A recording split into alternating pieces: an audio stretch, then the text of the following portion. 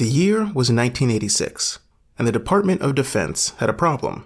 They were interviewing software development agencies in order to award contracts, and they needed a way to pick a winner.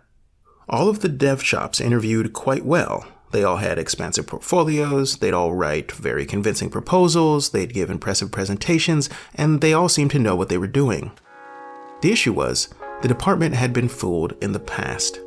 Previous contractors had overstated their abilities, and many, it turned out, weren't actually capable of even a fraction of their claims.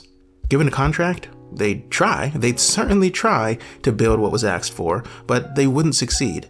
Instead, they'd miss deadlines or deliver buggy applications, or just give up and abandon the project. So the feds were left with an interesting question. How do you evaluate a software engineering team that you just met? The result was the Capability Maturity Model, CMM. It defined 5 levels from initial to optimized. Teams at the low end are chaotic and unpredictable, and at the high end are highly structured and continuously improving. In today's paper, the authors are looking at how the CMM has grown and evolved in reference to the DevOps movement.